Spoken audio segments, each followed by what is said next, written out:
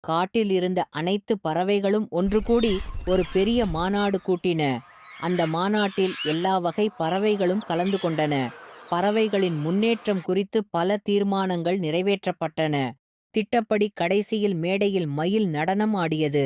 நீலப்புள்ளிகள் பூண்ட பச்சை தோகையை விரித்து மயில் ஆடிய அழகிய நடனம் பார்வையாளர்களின் கண்களை கவர்ந்தது. பறவைகள் மயிலை பெரிதும் பாராட்டின. இதை பார்த்து கொண்டிருந்த ஒரு வான்கோழி மாநாட்டுத் தலைவரிடம் சென்று, நானும் ஒரு நடன அரங்கேற்றம் நடத்த அனுமதி கொடுங்கள் என்று கேட்டது.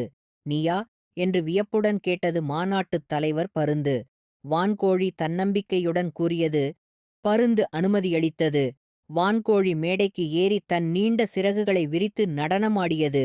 ஆனால் அந்த நடனம் பார்ப்பவர்களுக்கு வேடிக்கையாக இருந்தது. எல்லா பறவைகளும் சிரித்தன. அவமானம் தாங்க முடியாமல் வான்கோழி மேடையிலிருந்து இறங்கி ஓடிவிட்டது.